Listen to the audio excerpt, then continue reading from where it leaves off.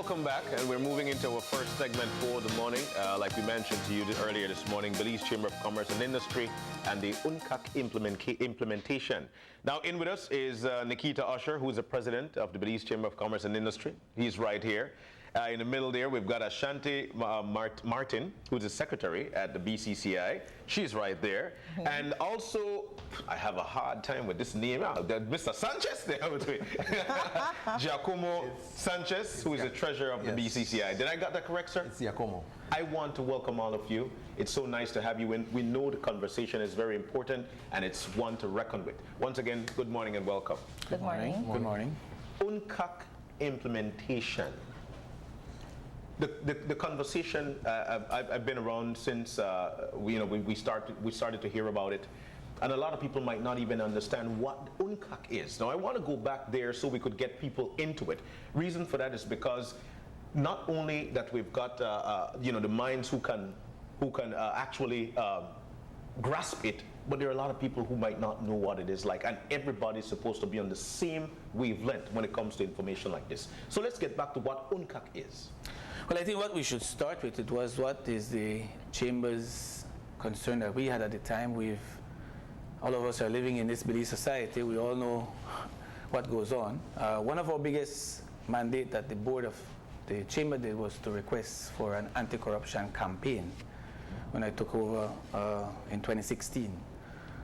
And if you notice that we took over in May 2016, and it was not until December that we acceded to the UNCAC.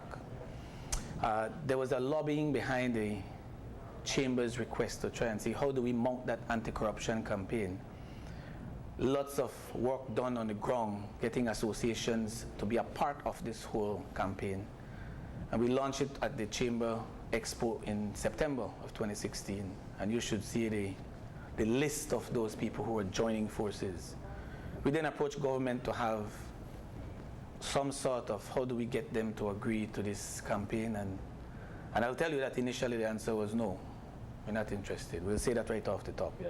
It was some lobbying to get government to agree that we will consider UNCAC as one mechanism that we could go to. There was a working committee that was put together, including the Chamber and government officials, to start to look at how does implementation, or how do we get to that level of acceding, and then what goes on next. So, like any business person, we would have done all the research work to know what is involved, what to expect, and where do we go? What are the steps to take? So we were at that stage, and in December we had the signing of that. The committee was then put aside, and then the focal point group was then assigned, and the Chamber had one seat on that, which is Mr. Sanchez. And so I think that is a background to where we came from. If I've missed anything, maybe we could get some other input. That's where we came from in terms of the anti-corruption. No, we have not stopped in any way that campaign, because it can't just be UNCAC that makes any effort to improve where we are. There has to be much more than just UNCAC. UNCAC is only one component of that anti-corruption campaign, and hence the reason why our response, the overarching issue for us is not so much UNCAC, it's the anti-corruption campaign that we're on.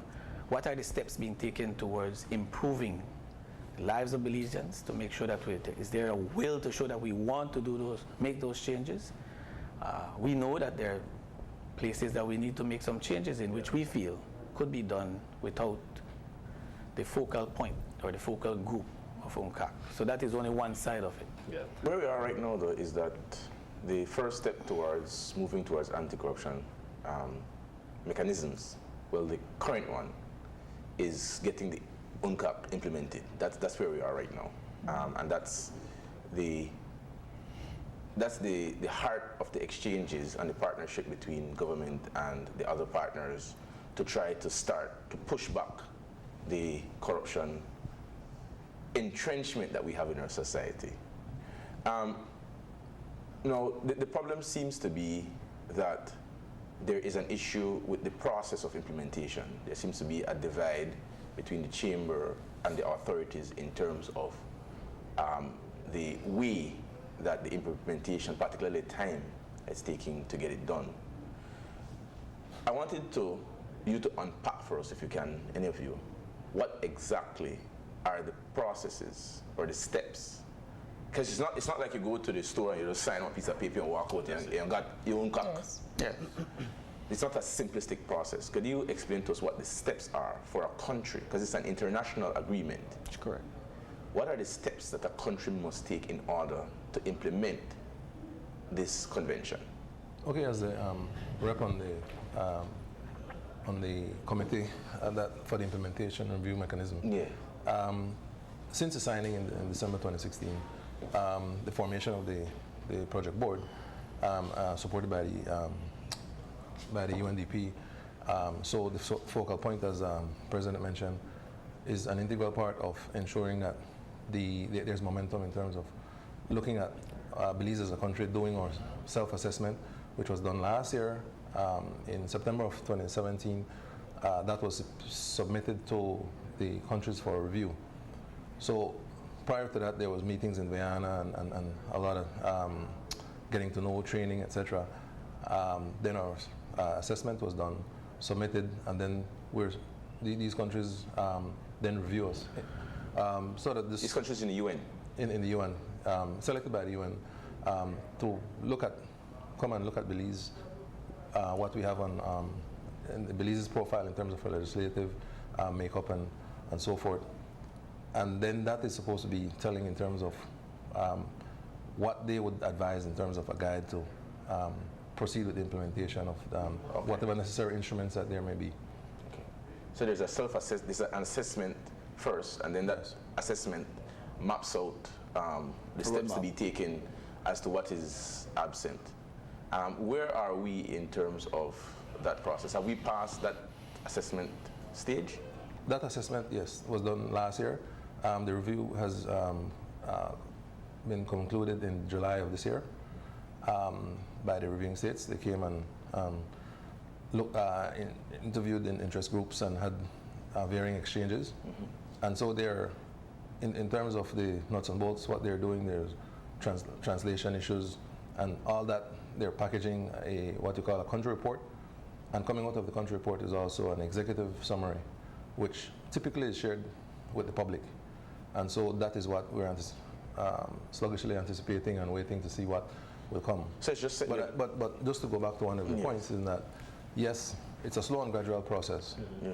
But that is not a substitute for us not doing anything in the interim, because remember, this is just a mechanism to kind of foster and kind of prod us along. But believe you me, the report itself will not tell us anything that we don't already know. Hence the reason why it is important that we because we've done our self-assessment, we know where gaps are. We could be looking at the low-hanging fruits from a legislative standpoint and start targeting changes that can be made to relevant legislation, such as the Integrity Commission as one, the PAC. The PAC, which is Public Accounts. the Public Accounts Committee, Finance and Audit Up. All those are important instruments that we already have on the table that can be addressed. One of the reasons I'm asking what the steps are is because I wanted to have a cognitive idea of where we are in the process. Are we at 1 out of 3 steps, or are we 1 out of 30 steps? We're still at stage one. And what are the exact steps? So after the review comes back and they say, okay, you need to strengthen up your there's the 4 tenets to the UN Convention, and the phase that we are at has to do with internationalization, international cooperation, and criminalization. And so that is the first 2 phases of the implementation that we're at, because we haven't. There's the other 2 having to do with asset recovery. What is asset recovery? Can you please walk us through each stage and tell us what it is? So you say asset recovery is one stage, and then there's surely. Can you walk us through the stages? The convention have different articles that deal with different aspects of the anti-corruption fight. One aspect is preventative steps that you can take. The second is criminalization. So, for instance, under our existing legislation, Prevention of Corruption Act, there is provision for bribery which is criminalized under that particular act. So what the convention contemplates is that you will look at your domestic legislation and you will amend it to bring it in conformity with the convention. Whatever the convention criminalizes, your domestic legislation should reflect that. It deals with international cooperation between states, and it also deals with asset recovery. And you asked what asset recovery is. Yeah. Essentially what it means is if a public official from one country misappropriates or divests assets of the state, basically they're a thief, and we know they're a thief, they may not keep those assets in Belize. They may have bank accounts offshore. And so what it contemplates is a facilitation through domestic legislation between state countries that would permit investigation, freezing, and seizure of assets that are the proceeds of any corrupt activity. So once it's tainted with corruption, you can go to country A or country B and say, I need information. We have to some extent introduced some of that, but there's still more that we can do. We have tax information exchange agreements with, I think we have about 20 countries at the moment. Okay. We have the Mutual Legal Assistance Treaty that also assists with facilitating criminal investigations between countries. And then you also have civil asset recovery, which you can pursue, you know, in various countries. You have your common law tools that you can pursue assets. But what the convention contemplates is to facilitate and make it easier for that cross-border exchange of information, cross-border assistance in tracing and recovery assets. So that is where we want to go. We want to be one of those countries that you hear about that successfully prosecute and recover assets of the state that have been wrongly diverted, or corrupt commissions paid to somebody. You have a minister or any public official, because it's not only ministers, you have public officials, public officers who would, we'll say, get a commission. Yeah. Something under the table. You know, you get something under the table. I give you this contract, but guess what? You need to give me 20% to your contract.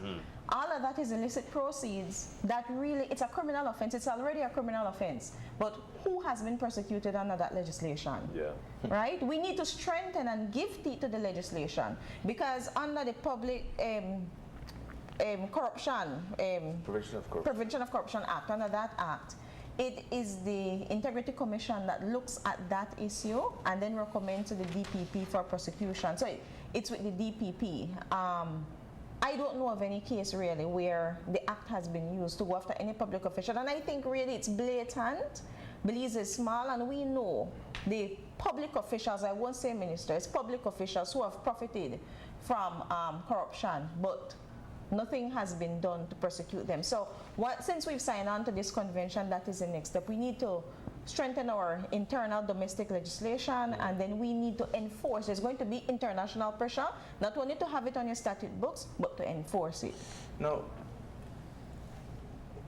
as much as the UNCAC is an international obligation treaty, implementation is here. And yes. The persons who have control of the mechanisms locally, in the executive branch, for example, and the legislative branch, which is we're having the issue now, I won't cut rope to tie so that I can hang myself. Yeah, yeah.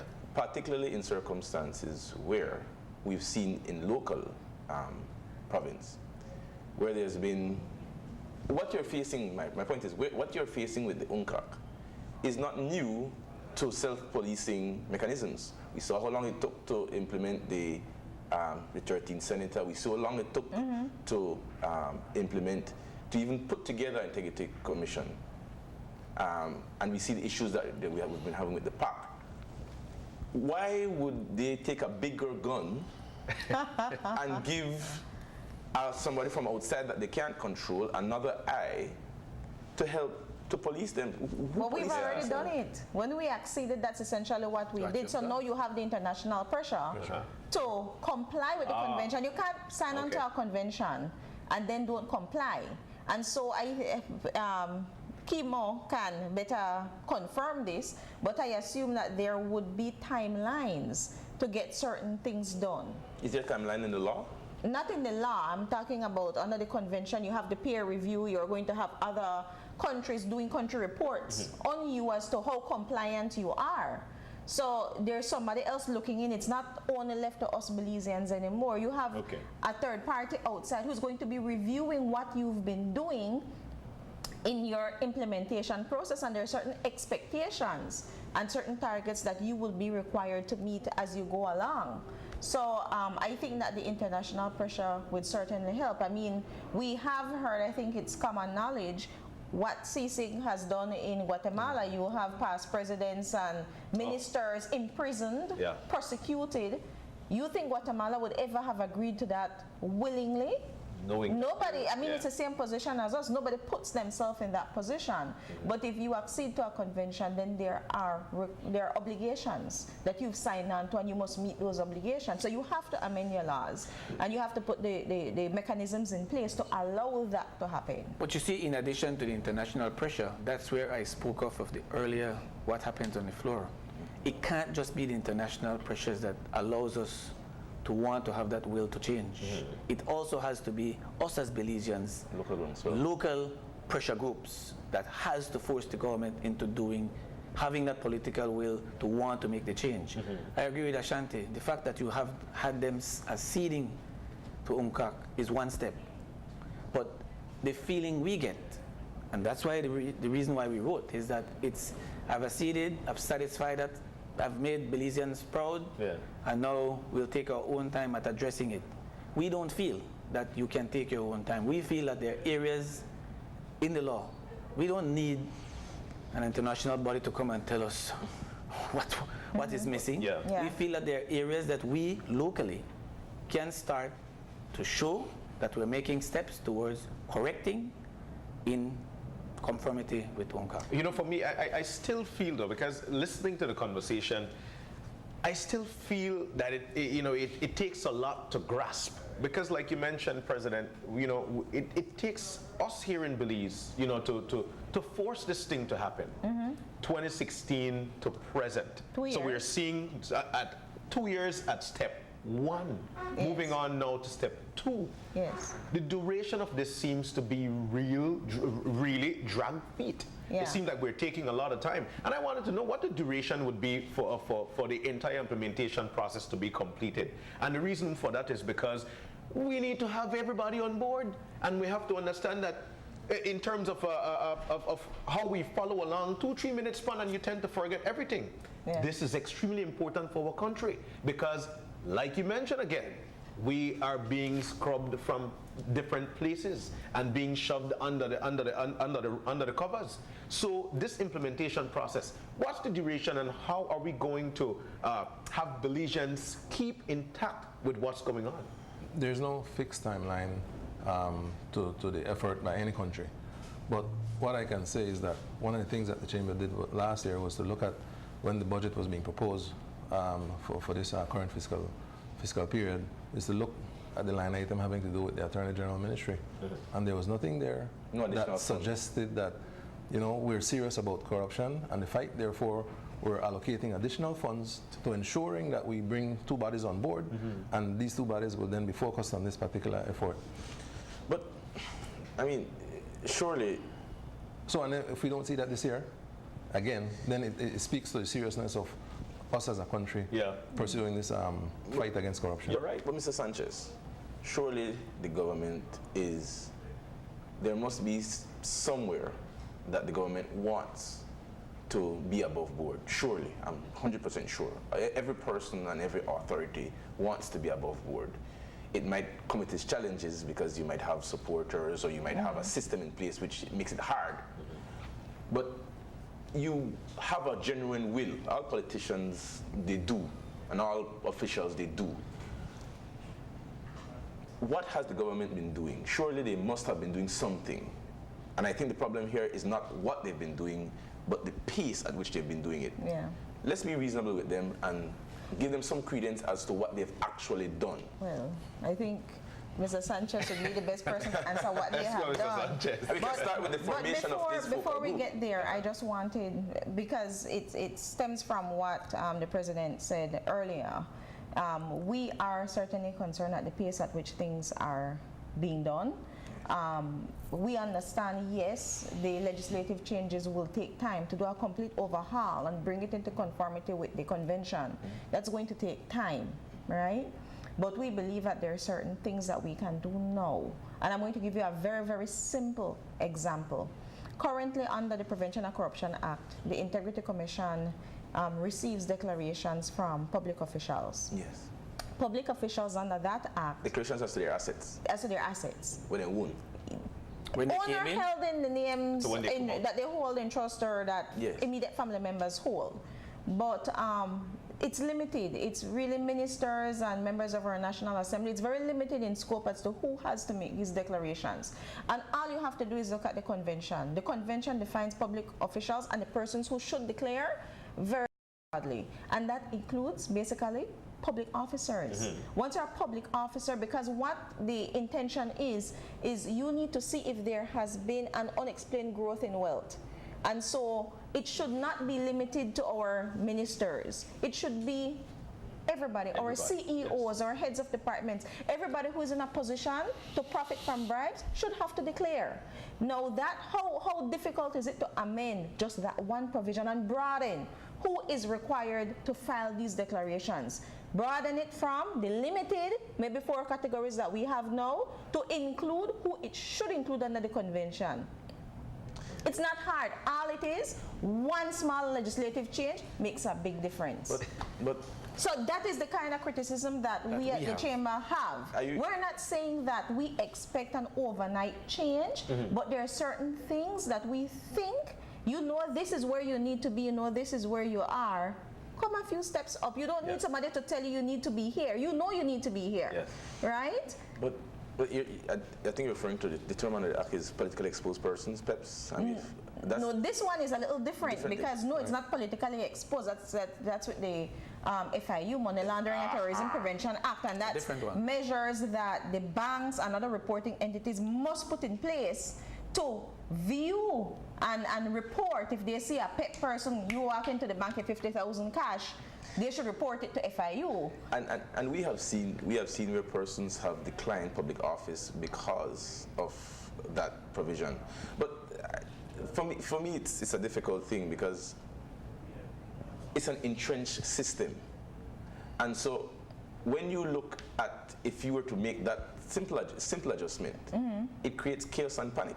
Because when you look at the top of the mountain, but that's where we need to be. It's where we need to be. Yes, but it's the tip of the iceberg and it will create panic.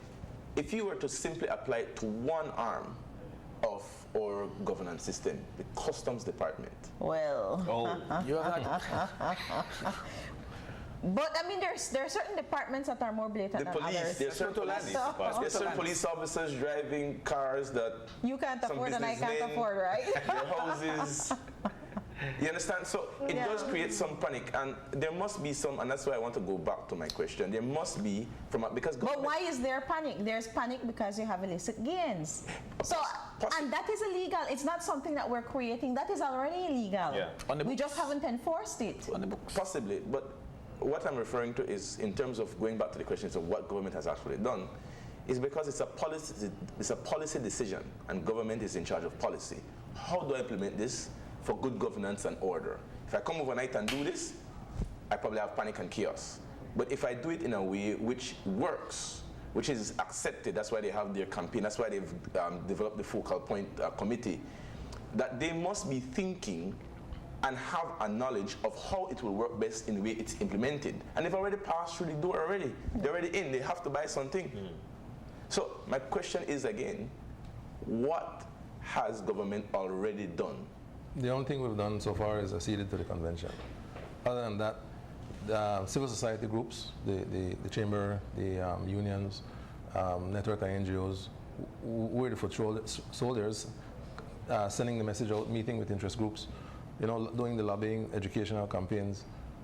And so, having done all of that for the past 2 years, we're still at square one where there's nothing visibly that has occurred. But you told us that there's a focal point committee or something or sort. Oh yeah, there's a project board, but that meets occasionally.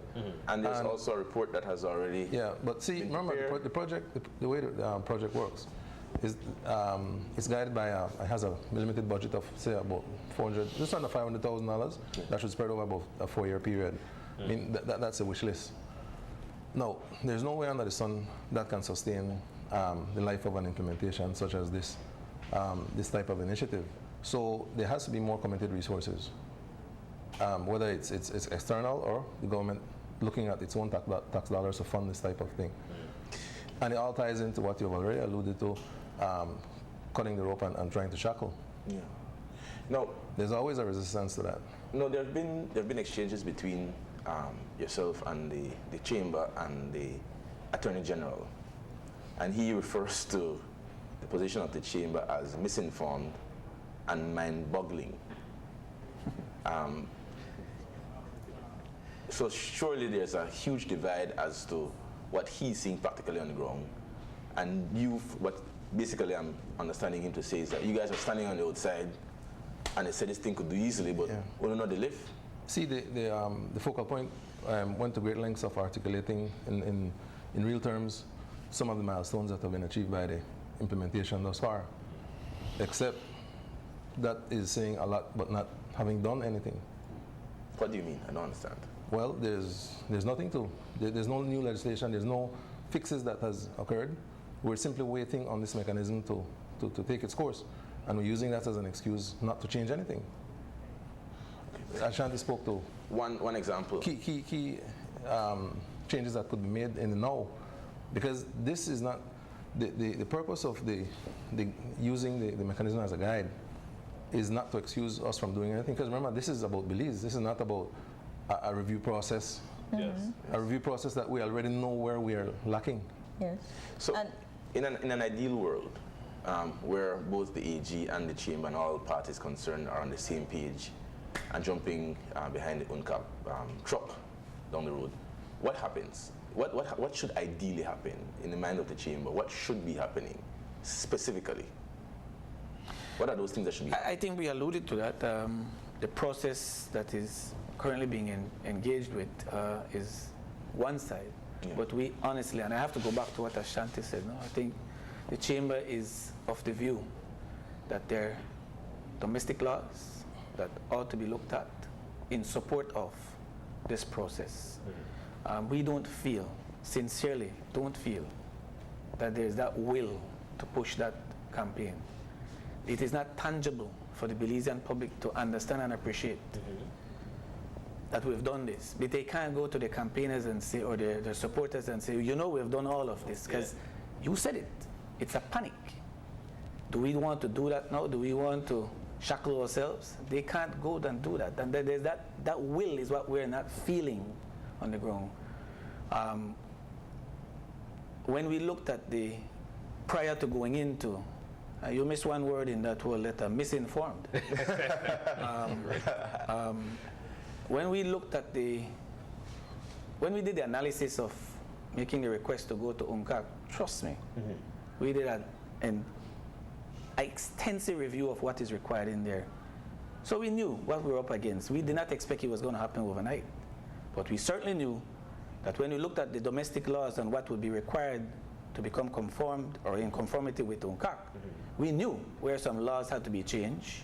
And Ashanti alluded to one. There are several others. That changing couple, it doesn't take, I mean, how long will it take for us to make those small changes? That would give social partners the feeling that there's indeed the will to want to make the change. It's still in bringing out some more information, and of course we've got the response from the AG there. What is the purpose, or why did the BCCI write to them, and what's your position on their response? We wrote to them because I said earlier, we're not feeling that momentum on the ground. We're not feeling that drive. It's as if though we're kicking that bucket down the road. Yeah. Let's leave it for another time. Because there's no, Belizeans are not joining forces. That belly swell is not on the ground yet to say that we want this. So the government feels as if though, well, let's leave it alone. Yes. And that's typical. And you said it right. I mean, there's a panic. I mean, do I touch this now? This could shackle all of us. But the response that you're asking for, the chamber has responded in the same way that we're responding to you now, that there are other areas that needs to be. You probably have it on your email by later today. We've responded to that letter already. But let's jump on into So at the implementation, following the implementation of UNCAC, it's there now. It's live. It's vibrant. It's working. You're saying, or my question would be that not because he was served or you served 6 years mean that we can't get back to you, or because it's the duration for UNCAC to fall in on you would be just 3 years. After 3 years, you're fine and dandy. Because it pushed me back to see, okay, one of the reasons why they would want to kick this bucket or allow you to just kick this bucket or them to just kick this bucket is because after 1 year that they valid again, that don't have nothing to do with them. So it drives me to think that. Would that be the situation here? And if I could join in as well and simplify my position, which is a follow-up to John's question. Timing. Isn't this just bad political timing? We are looking at a general election, and the chamber's perspective is a business perspective, and it's almost a purist non-partisan sort of approach. But politicians have their own forces that drive them, and surely the purpose of any politician is to win elections. This is not a tool that you use to win elections, and we're about to face election season, what we call silly season. Silly season. in less than 8 months. Yeah. Is the timing wrong? And can we not fault them for not saying, listen, this is just the wrong timing to do this? Our plate is full. So even if you don't look at the election coming up, we have the referendum issue on our hands. Few months away. We have crime on our hands. This is just not something in this time, at this exact time, that we can move at the pace because we're lifting so many other things. Isn't that a justifiable and reasonable excuse? No, that's a good question. As to why we're not seeing the pace in following up to John's question? Is it not the appropriate timing, and our hands are full? You realize that is at the risk of continually losing on a yearly basis. At a minimum 5% of your annual That is budget. where it's going to go. Because that's where the real corruption is, in terms of the losses that you're sustaining. The government is not able to deliver goods and services to the extent that it should, because some of it is going elsewhere that shouldn't be. I mean, those are United Nations Where do you estimates. get the 5%? That's the UN estimate in terms I of say UN estimate. how Globally. For Belize? No, Globally. Globally. Okay. That's on the low end, man. I was going to say that, So let's bring that 5% I think into it's dollars closer to and maybe cents. 25%. Right? You are right. 5% is on the low end for Belize, but I'm Yes. going to use the low end. Let's put 5% in perspective of Belize. That's about $185 million, Wow. That's a lot. Annually. And that's money that's diverted from the poorest No, you of the understand. country. So we can't Money provide. we're supposed to go somewhere, we know they go there. Exactly. So we can't provide the using the lowest end. Okay? Just 5%. No, you asked the question, is it perfect timing? When will be perfect timing? When will be? You get into government, first 2 years you're busy trying to learn. Yeah. Is that the perfect timing? You're into your 3rd year, 4th year, you have an election a year away. Is that the perfect timing? When will we as Belizeans start to realize that I'm not really worried about the political side? It is the quality of life for Belizeans. When you show up to the lands department and you can't get your papers as an attorney, it takes you about 2 years to get the papers through lands? A year? 2 a years? year to 2 years. For basic But yet, documents, yeah. we can see individuals, and I won't call names, Yeah. who can pass those papers through in snaps. 2 A days, week. 1 day. Yeah. When you go into immigration to straighten your Belizean nationality, and you have to join lines and wait, but yet you could see individuals passing through, walk in, walk out. How does that make you feel? When you go to the vital statistics unit, and your identity is lost. Can't find it. But you know you were born here. Yeah.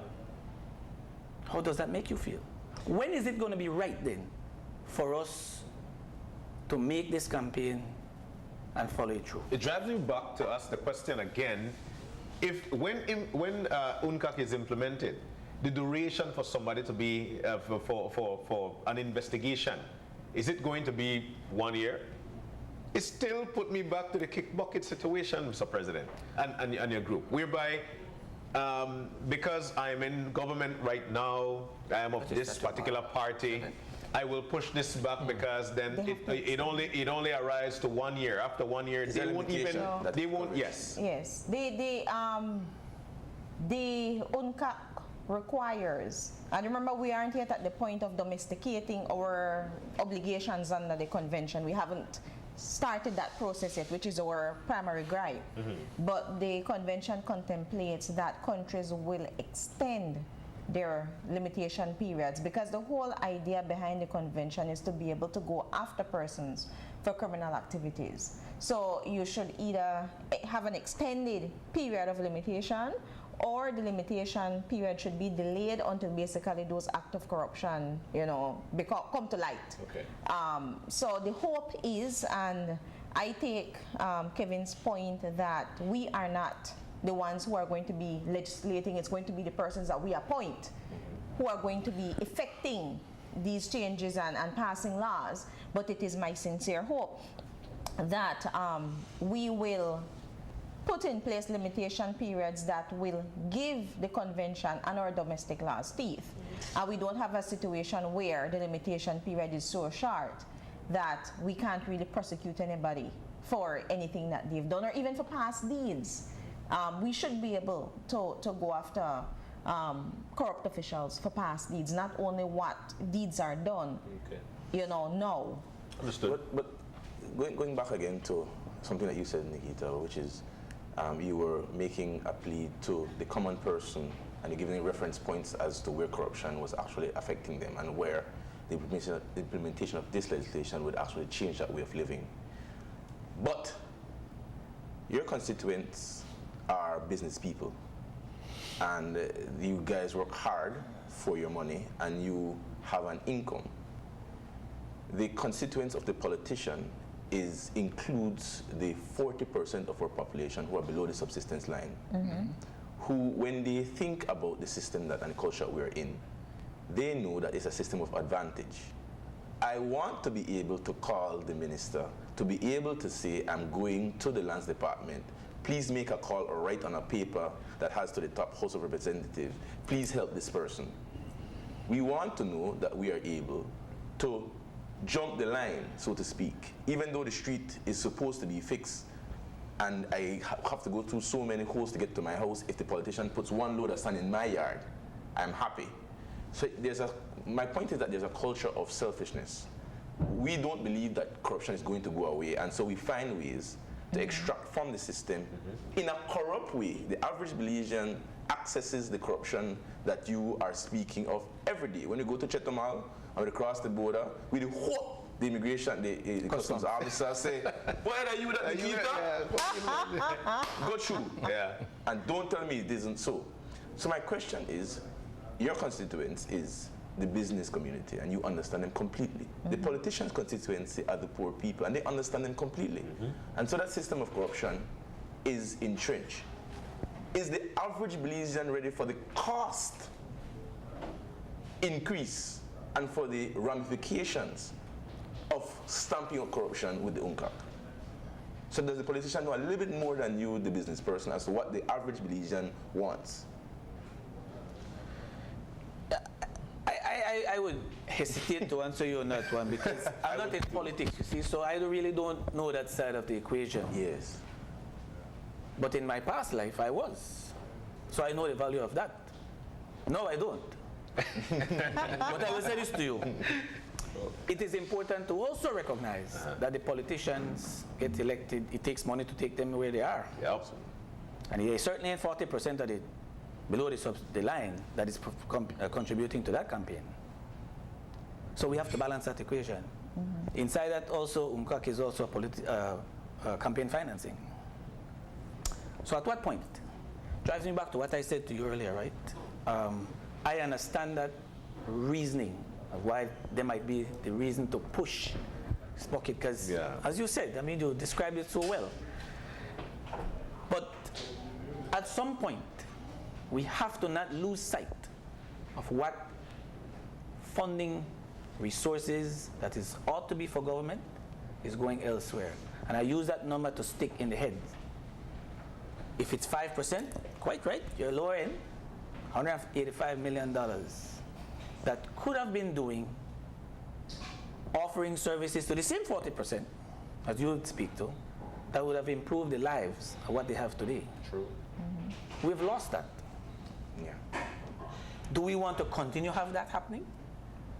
Are we going to be the ostrich that just put the heads in the sand and just say, forget it, just leave it there, and just let it continue the way it is? That's a good From way where we sit? Hell no. Can't continue that way.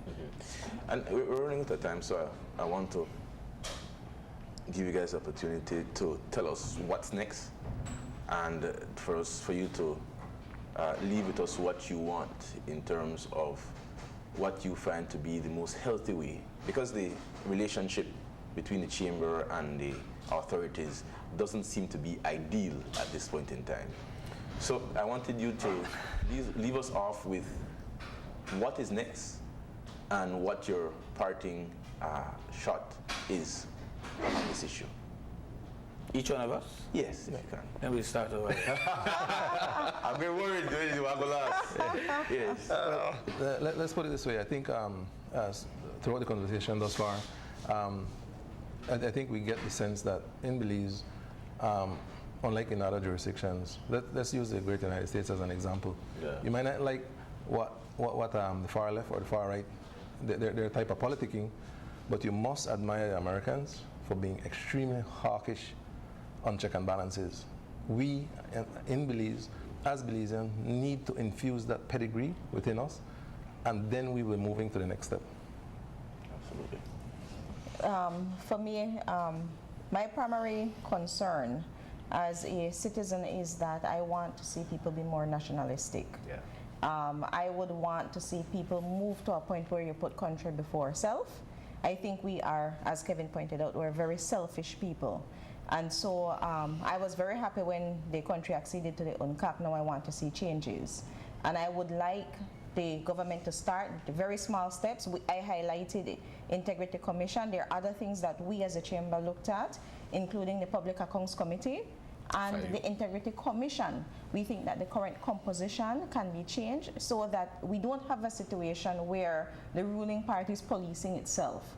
We think that it needs to be neutral. We would want to see social partners involved in those bodies so that there is a balance of power within the body, and there's some neutrality, and we can feel that the bodies function independently, autonomously, and that decisions are not dictated from the very persons who are being policed by those bodies. So that would be my expectation, that is my hope, and I don't think that we need to await the full peer review process, an assessment by external parties to tell us that we need to be there. We can do it now.